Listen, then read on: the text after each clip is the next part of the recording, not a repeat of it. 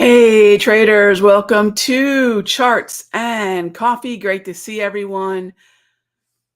Happy Monday. Happy Monday. Hope you had a restful Easter weekend. And we are ready to kick off what should be another exciting week of market action.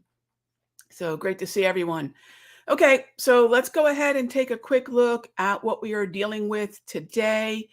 We're going to definitely be looking at keeping things on the short-term side of things for a couple of reasons. And mainly, let's jump on over to the economic calendar. I'm going to jump on over to Forex Factory. All right, so taking a look at forexfactory.com. Today is a quirky day.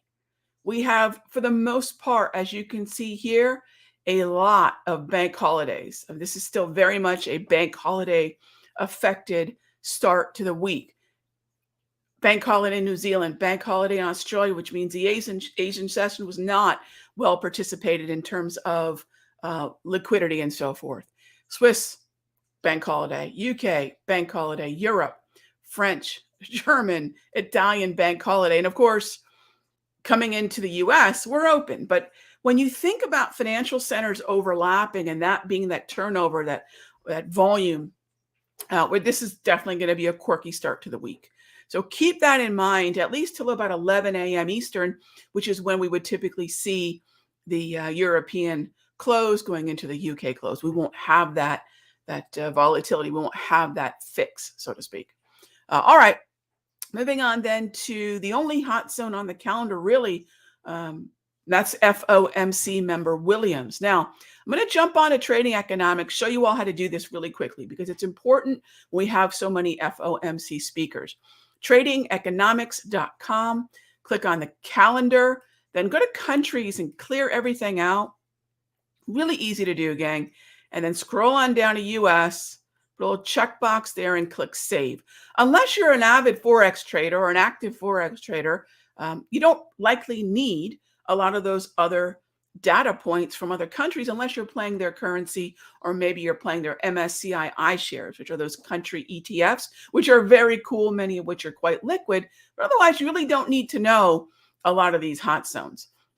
All right, so you can see, again, pretty quiet. There's Fed Williams' speech. Now, going into tomorrow when we meet for Charts and Coffee, we'll talk about the WASDE report. We'll talk about Harker, Kashkari. Again, we have lots of FOMC speak coming. How much will they try to change collectively our minds about the way Fed fund futures and even the long bond, even the ZB, ZT, are they going to try to change our mind about what we collectively are discounting in terms of expectations from the Federal Reserve to pivot maybe as soon as July, although not likely, but also considering where September Fed fund futures expectations are sitting, that's widely really considered where the Fed pivot is going to happen. If you're looking at all this and it's making your head spin, I get it. What you can do, and this is something that I've been recommending to a lot of traders, which is, hey, if all this is just a bit too much at the moment in terms of what do I do with this, go ahead and just shorten the time frame. 1 hour charts, 1 to 3 day potential time horizon. Then shorten the charts to a 5 minute, to a 2 minute. Those are two of my preferred day trading time frames. Shorten the time frame. Be in the market for approximately 90 to 2 hour windows. Maybe even less than that. My preferred window is 9:30 to 10:35, an hour and 5 minutes. So find those very small day trading windows and work those windows in terms of the uncertainty that we're dealing with. But if you notice, we are absolutely expecting one more hike from the Federal Reserve in the May 3 meeting. But July and September are when this gets really interesting. By July, it's 50-50, whether, almost 50-50, right? It's 6 of one, half dozen the other if we hold or hike. But as we get out to September, this is very much looking like a cut scenario. Because notice, if we're going to be at 5 to 5.25%, 500 to 525 basis points by May 3, By September, we've got very little expectation. It's the third possibility. More so, we're expecting that quarter point cut, or maybe even down to 4.5 to 4.75%. Whether or not this happens is irrelevant. At this point, it's a communication. It's a two-way radio, right? The Fed's saying one thing, we're saying something else. And it's not just Fed fund futures. You can see this playing out in bonds. You can see this playing out in notes as the yields continue to move lower, right? So very interesting times. Okay, so with that being said, let's go ahead and jump into the questions. And first up is, hey there, editor. All right, can we take a look at Nike? Yeah, sure. Let's go ahead and pull that up. Actually, you know what? Let me leave the daily and the 5-minute kind of in view, because we might be just deciding to day trade things. So let's not make it just about the daily. We can look at the hourly price movement ranges as well as the daily price movement ranges and the structure on those. So let's take a look at what we've got. And what we have here is chop in Nike. So this is a sideways yellow trend, as we say in the sector secrets room. Yellow meaning when I look at the structure of 4 exponential moving averages, the way that they are relating to each other is how we can take an instant read of momentum. That's the top row, and trend. And so right now, the question is, can we take a look at Nike on the daily to consider a long position? What would be resistance? I can't say that I love long or short quite yet, my friend, although we are above the 200 propulsion. That level there, around 117.20 could be interesting.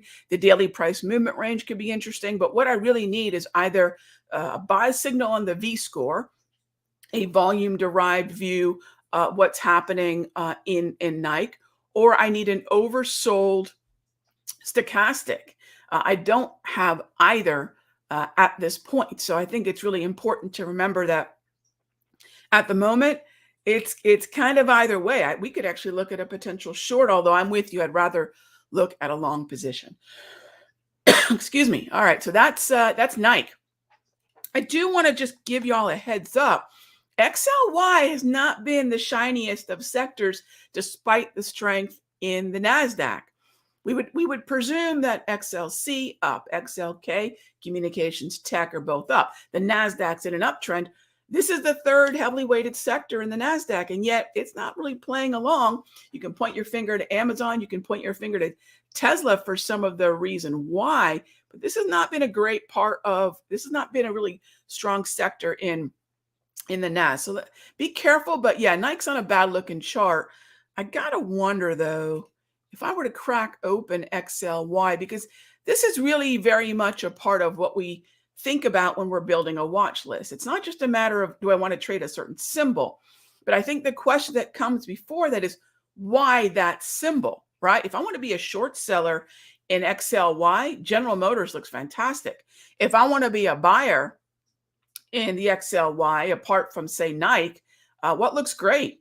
I think when you look at Nike, I think what looks really good is it looks okay. It's above the 200, but Booking looks great. Starbucks looks great. TJ Maxx looks solid, right? McDonald's. So there are some other names maybe that could be compared to see, okay, where is the best setup?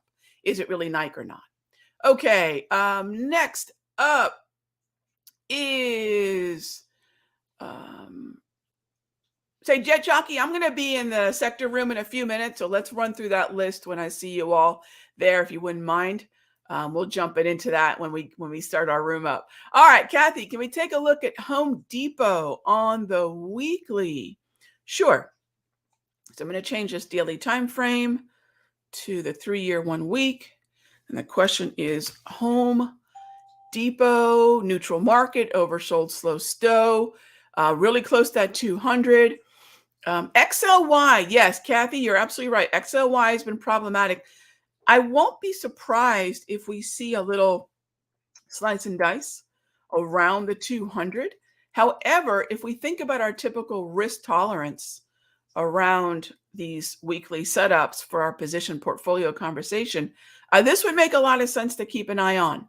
Home Depot and Lowe's are kind of some of the uglier corners of what's happening in the XHB and ITB, both of which I talk about in this week's This Week in the Market newsletter.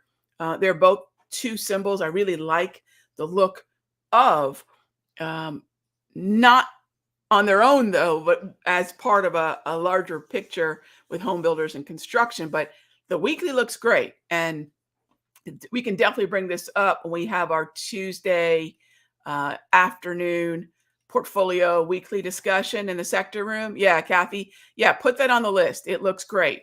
It's looking like, we've seen something like this before, haven't we? So great eye, great eye. All right, let me put this back to the daily before I forget. All right, so let's see what we have here. Thank you, Stacy, as always. I appreciate that.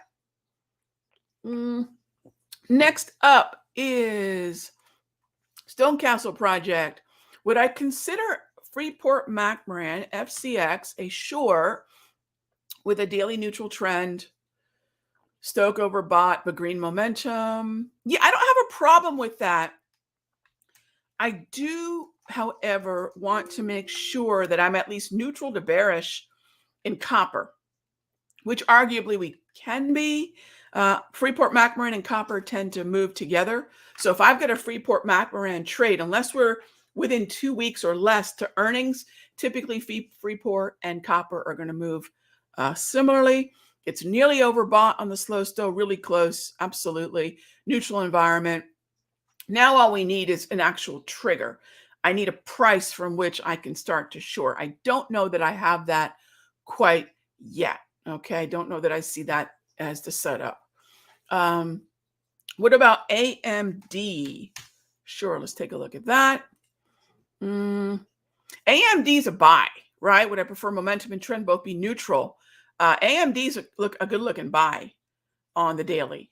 So I would look to possibly get long AMD. It's actually one of the better looking corners of the SMH. So when we do a scan, I'm really old school.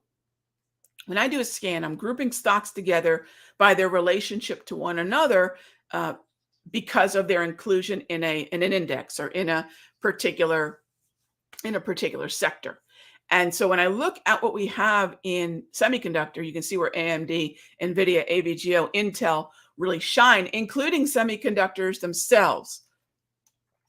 So that's where I want to think about possibly. Yeah, I like that corner of the market a lot. Yeah, I do. And then you might wonder, where is FCX included? FCX, take a look at the XME, take a look at XLB, I believe, also SLX. So those are corners of the market that I would compare other stocks against FCX, right? That's the process. That's the not so secret sector secret. All right, Avi, would I fade a gap down an ES like today in a double red? Fades are only setups that I will know if I'm willing to do it after the first 5 minutes. There is a setup, Avi. It isn't just we've opened and we have a gap. I will say this is probably a pretty controversial hot take.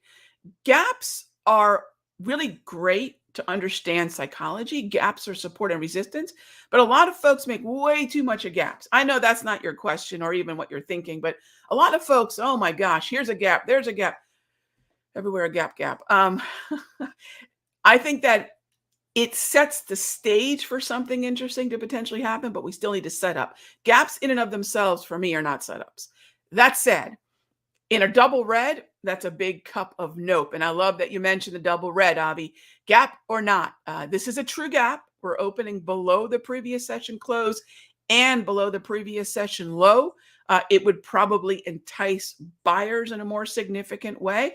But again, if I'm inheriting a 5-minute red trend, downtrend, no gap fades for this girl. All right. So by the way, finally, I can let y'all in on this. We got the $7 trial up and running for the reboot of TWM this week in the market. And so if you want to check it out, you go to the homepage and under premium reports, you'll see that's one of the choices now. So you can join me in the newsletter, the report, whatever you want to call it. for a month and see what we do. If you like data-driven analysis, if you like uh, focusing on things like volume and price, big picture macro, not headlines, not crystal ball. I will tell you, I am right now fairly bullish, right? So if you're looking for, where are the opportunities now? What are things on my radar? That the reboot of the newsletter is exactly the best place to start. And then from there, you've got a good idea of what are those different pieces moving the market right now. And that's what that newsletter is designed to do. And just kind of point us in the right direction, right? Point us looking at data-driven analysis. Point us on a rate of change study of macroeconomics. No hyperbole. So that's something that I'll tell you what, I'm really enjoying doing the newsletter. And I probably need to be aware of the fact that when I'm working on it every week, that thing's got a lot of charts. So like I was mentioned before, if visuals are something you like, I mean, there's a lot of words in there too, but if you like visuals backing up the ideas, you're going to love where we're heading with TWM. All right, Pierre, how about now on the daily for a long position? Sure. Let's head on over there. All right, NOW, daily time frame. No, nothing I can work with yet. No, not yet. In fact, if anything, it's looking quite overbought, which is to say resistance, which is to say a ceiling. I think we went into this on Friday's Charts and Coffee, which is what are those synonyms for resistance? Well, first of all, why would I even consider resistance? Neutral market, overbought, stochastic. Well, what does overbought mean? Overbought's resistance. Overbought's a ceiling, right? That's another way that people could describe overbought. Overbought, resistance, ceiling. If I'm looking at this kind of level, what we also might have is supply, right? I think this is especially important when we're taking a look at crude oil, when we think about truly supply and demand with things like that. So, I mean, if you're thinking about what does a level like this mean, right? It's selling. That's another way to look at this. What is a ceiling? It's selling. It's selling pressure. And so there's a lot of ways to sort of mentally, find the word that means the most to you. But they all mean the same thing. Overbought, resistance, ceiling, supply, whatever it is. These are all sellers or selling, right? These are all the same thing.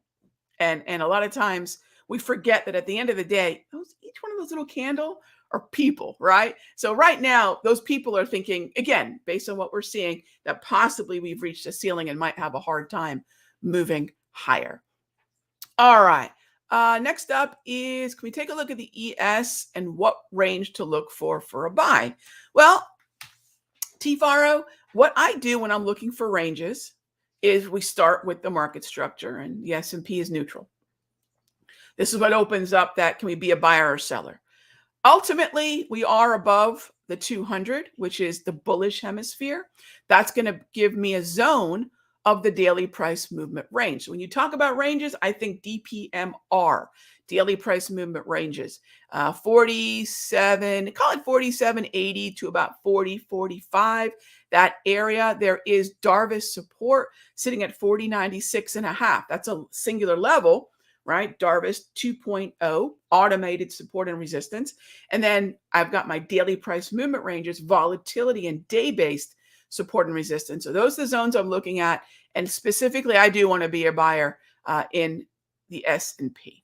All right, gang. And just like that, time's up. I will see my Sector Secrets Mastery folks and my Futures folks in about 30 seconds. Be good to each other, gang. Same time, same station tomorrow. I'll talk with you soon.